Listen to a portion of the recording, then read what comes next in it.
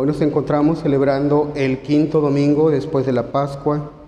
La epístola para esta misa es tomada de la carta del apóstol Santiago, es el capítulo 1, versículos 22 al 27.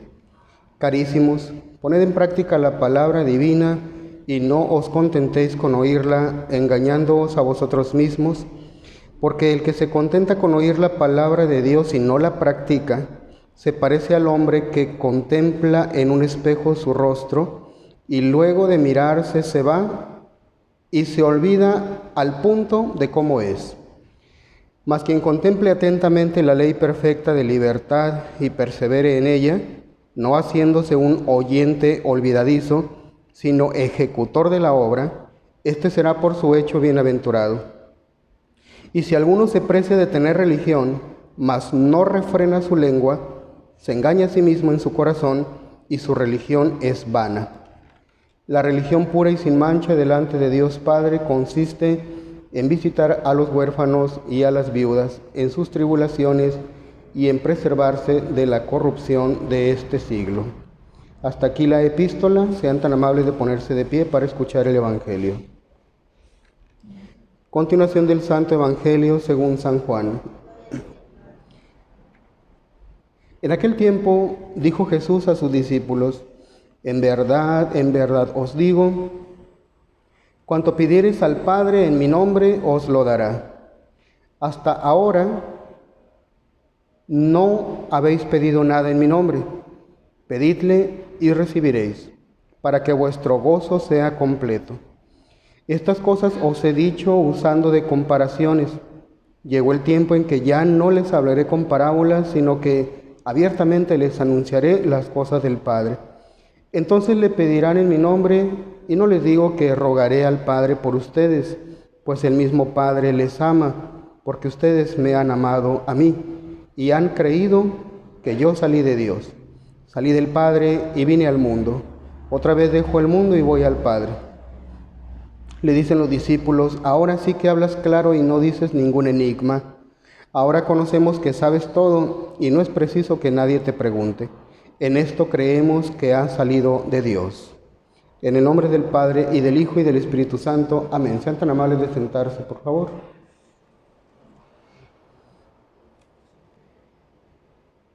Estimados fieles, en este día del quinto domingo después de la Pascua, queremos dar respuesta a una crítica, alguna objeción que le ponemos a Dios en algunas ocasiones cuando escuchamos lo que hoy promete, puesto que a algunos les parece que Dios no cumple su palabra.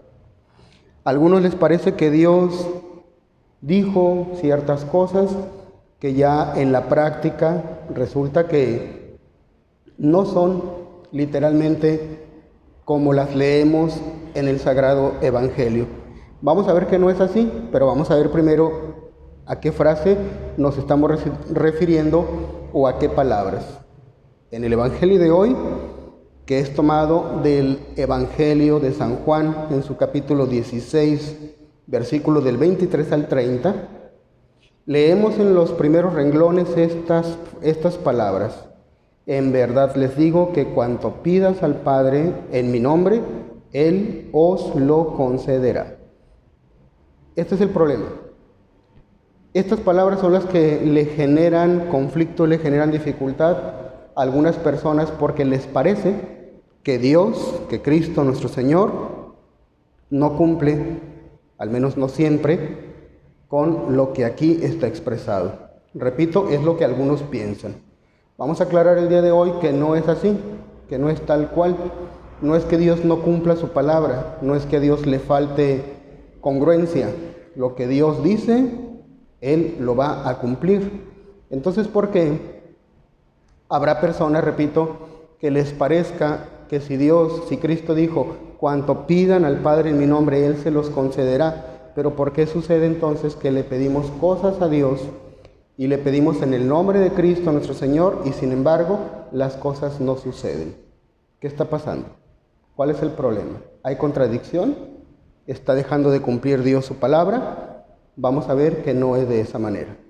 En primer lugar, debemos tomar en cuenta que cuando Cristo nuestro Señor vino al mundo, nos dejó muchas enseñanzas, y así como cuando tomamos un curso en la escuela, la materia que sea, debe de ir estructurada y va por temas. No se le puede enseñar a un alumno de los primeros grados temas que tienen que ver con los grados superiores. Todo tiene que ir de manera gradual. Y las nuevas enseñanzas que se vayan dando tienen que ir en consonancia, tienen que ir de acuerdo, ligadas, encadenadas con las lecciones primeras, con las lecciones básicas. Entonces, aquí está, digamos, la base y la razón por la cual vamos a encontrar poco a poco el sentido de estas palabras. Cuanto pidiereis al Padre en mi nombre, Él os lo concederá. Esa es una lección. Pidan en el nombre de Cristo, y pidan con confianza, y pidan con fe. Pero esa es solamente una lección. Antes de eso, Cristo dio otras lecciones, y es ahí donde se nos olvida a nosotros. Una lección que dio Cristo nuestro Señor, que tiene que encadenarse, hacerse encajar como una pieza de rompecabezas, es en aquella ocasión en que los discípulos le dijeron a nuestro Señor: Maestro, enséñanos a orar. Eso le dijeron. Y Cristo nuestro Señor respondió: cuando oren, no hagan como los fariseos que dicen muchas palabras, largas oraciones, sino ustedes cuando oren, digan esto. Y empieza a rezar, empieza a enseñarles una oración que todos nosotros conocemos y se llama el Padre Nuestro. Es el Padre Nuestro. Cristo mismo nos enseñó esa oración. Pues todos sabemos también que en el Padre Nuestro viene una parte que encaja con esto. Dice: hágase tu voluntad, así en la tierra como en el cielo. Esa es la otra lección que no se nos debe olvidar al momento que tomamos en cuenta esta palabra de nuestro Señor: cuanto pidiereis al Padre en mi nombre, Él os lo concederá. Sí, de acuerdo, pero no se te olvide que esa lección va acompañada de una lección anterior que ya nos dio, que dice: hágase tu voluntad. Porque si agarramos nada más las palabras literales y las queremos aplicar para todo, lo que pidiereis al Padre en mi nombre, Él os lo concederá, pero nos olvidamos del hágase tu voluntad, que fue la primera lección o la lección previa, entonces cometemos errores como pedirle a Dios nuestro Señor por capricho, pedirle a Dios nuestro Señor cosas que en realidad no nos van a ayudar a salvar nuestra alma, pedirle cosas a Dios nuestro Señor que resulta que no son conformes a la voluntad de Dios nuestro Señor. Y así sucede que en la práctica, cuando nosotros oramos, cuando nosotros pedimos a Dios, resulta que hemos distorsionado el concepto de Dios, que es un Padre misericordioso, que vino a salvarnos, que vino a redimirnos, que entregó su vida por nosotros, que subió a los cielos, pero que ha de regresar hacia el fin del mundo para juzgar a los vivos y a los muertos, y que los que murieron en estado de gracia se irán al cielo, y los que mueran en pecado mortal y sin arrepentirse se irán al infierno. O sea, es un Dios completo que tiene esa misericordia, pero también tiene justicia, que tiene esa comprensión, pero también tiene autoridad. ¿Y qué hemos hecho nosotros hoy en día con el concepto de Dios? Lo hemos distorsionado tanto que por eso agarramos las palabras del Evangelio de hoy y queremos aplicarlas a ese concepto de Dios caprichoso, o más bien a ese concepto caprichoso que nosotros nos hemos hecho de Dios. Para ti, ¿quién es Dios? Por ejemplo, para algunos toman a Dios como si fuera una especie de, discúlpenme la expresión, un genio de la lámpara mágica, que le frotas, aparece y me va a conceder los deseos de lo que yo le pido. Hay quienes así toman a Dios, como si Dios fuera una especie de genio mágico que está aquí para escucharte a la hora que tú quieras, a la hora que tú frotes la lamparita con tu oración, mal hecha por cierto, y entonces Él te tiene que obedecer a ti y tiene que cumplirte a ti tus deseos. Si tú piensas que así es Dios, Si tú has tratado así a Dios, no literalmente como lo estoy ejemplificando, pero en la práctica muchas veces sí lo hemos hecho así, cuando no cumplimos los mandamientos, no venimos a misa, nos entregamos al pecado, queremos hacer siempre nuestra voluntad, pero cuando tenemos un problema, ahí sí, vengo a la iglesia, me hinco, me pongo de rodillas y le suplico a Dios, concédeme aquel deseo. ¿Qué tan diferente es de frotar una lámpara y pedirle a un genio mágico? Que cuando tienes un problema, vienes a la iglesia o en donde estés, te hincas y le pides a Dios y quieres que a fuerzas, quieres como obligar a Dios a que te conceda lo que en el momento le pides, cuando el resto del tiempo ni de Dios te acuerdas. ¿Se fijan cómo hemos distorsionado el concepto de Dios? Otros hay que toman a Dios como si fuera uno de esos papás complacientes que a sus hijos les dan todo lo que quieren y no les piden nada a cambio. Que quiero que mi mamá me compre un teléfono nuevo, que me ponga crédito para poder navegar en internet, que me dé permiso de salir con mis amigos, con mis amigas y regresar a la hora que yo quiero. Y hay papás, desgraciadamente, y madres también, que le tienen miedo a sus hijos, que no quieren que se enoje el niño, no quieren que se enoje la nena, y le conceden todo eso. Madres y padres sin autoridad, sin autoridad. Cuando mandan, pareciera que están rogando, pareciera que están pidiendo un favor, y si el hijo se pone o se opone a obedecer, ya no tienen carácter como para decir, hay que cumplir con esto que te estoy pidiendo. No hay carácter, no hay autoridad. A veces así tomamos nosotros a Dios también. Hemos distorsionado también el concepto de Dios y así lo tomamos.